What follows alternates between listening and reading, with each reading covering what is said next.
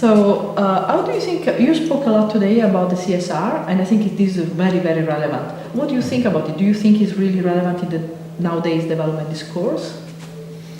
I think corporate social responsibility is more relevant than ever. Some refer to it as sustainability. They are more focused on the commercial aspects. Some focus more horizontally, looking at the location where the company operates and its interaction with society, and prefer to talk about social responsibility in that sense. But the debate has come a long way, and it's clear today that in a developing country context, you need to go beyond philanthropic actions to looking at how the operations of a business links with the local community. And we've seen good cases highlighted in this course as well, from Africa, for example, how an extractive industry has to deal with local issues such as HIV/AIDS, because it's the productivity of the own workforce, the health of the workforce and the community they come from that is at stake. And in that case, there is a win-win potentially for both the company and the community to collaboratively deal with this issue. So CSR in a developing country context takes on a special dynamic. And I think especially for Africa, it's a challenging decades ahead when we look at the extractive industries, but also expansion in other sectors, diversification, to look more at what social responsibility means in a local context, but also looking at international requirements as captured in the ISO 26000 standard on social responsibility, which basically captures 8 areas to take action in for any company or any organization. So there are minimum requirements that are listed now in an international guidance standard. There are many initiatives such as the UN Global Compact. So there's good experience and more emphasis now on measurement and disclosure on what companies are doing, so that it's not just signing up to big declarations, but that we also see disclosure on practically what companies are doing and enabling us to measure and verify the progress and implementation of these principled commitments.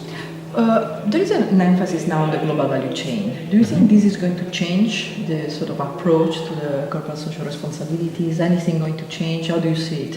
Yeah, I can see in the discussions, the economists, when they use the word value chain, they interpret it somewhat differently than business people.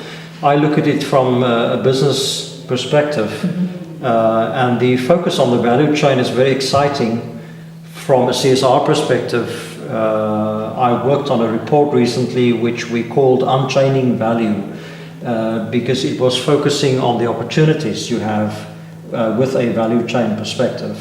There are companies out there that are doing life cycle analysis, environmental or social life cycle analysis, and that shows that the biggest impact of what they're selling, their services and goods, is really very far upstream in the 3rd or the 4th tier of the value chain. This is what a company such as Puma saw when it looked at the use of water and land, etc., in the supply chain for apparel and sports goods.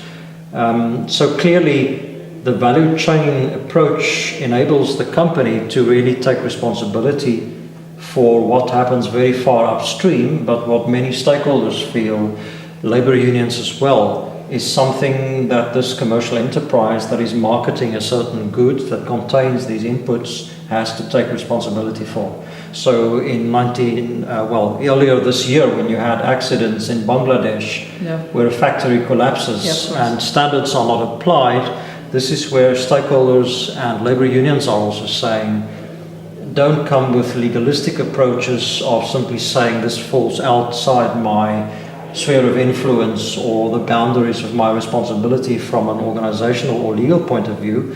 You need to take responsibility for these issues. There is that pressure from consumers as well. So there is that link between the consumer downstream somewhere in Europe and the far upstream supplier somewhere in India or Bangladesh.